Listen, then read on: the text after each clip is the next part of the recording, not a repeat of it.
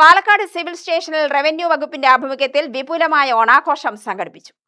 Civil station കോമ്പൗണ്ടിൽ revenue വകുപ്പ് ജീവനക്കാർ വിപുലമായ പൂക്കളമൊരുക്കി. കലാപരിപാടികളും നൃത്തനൃത്യങ്ങളും അരങ്ങേറി. ജില്ലാ കളക്ടർ കെ സുധീർ നിലവിളക്ക് കൊളുത്തി ഓണാഘോഷ പരിപാടികൾ ഉദ്ഘാടനം ചെയ്തു.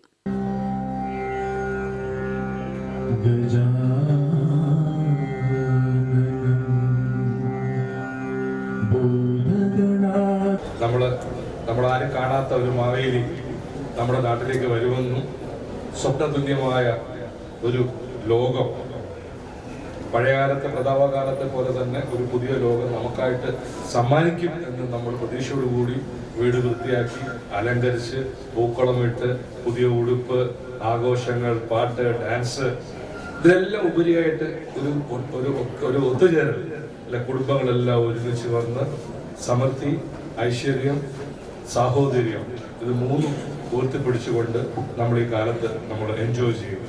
അത് പണക്കാരനെന്നോ പാവപ്പെട്ടവനെന്നോ ജാതിയോ മതമോ ഒന്നുമില്ലാതെ കയ്യിലുള്ള എല്ലാ വസ്തുക്കളും നന്നാക്കി കയ്യിലുള്ള എന്ന് പറയുന്നത് നമ്മുടെ കയ്യിലുള്ള എന്തും വിറ്റിട്ടായാലും ഓണസദ്യ ആഘോഷിക്കുന്നതാണ്. ഭക്ഷണത്തിലാണ് അതിൽ, ഭക്ഷണത്തിലും വസ്ത്രത്തിലും പാട്ടിലും ഡാൻസിലും സാംസ്കാരികത്തിലെല്ലാം നമ്മൾ ആഘോഷങ്ങൾ കൊണ്ടാടുകയാണ്.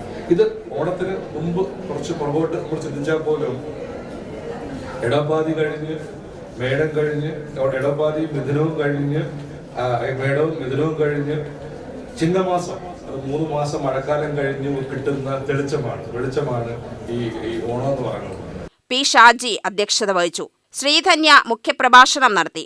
ADM A Abdul Latheef, deputy കളക്ടർമാരായ മുഹമ്മദ് റാഫി, എസ് ആൽഫ, എസ് നൌഷാദ്, മുരളി മോഹൻ, അബ്ദുൾ മജീദ് എന്നിവർ പ്രസംഗിച്ചു. UTV news, Palakkad.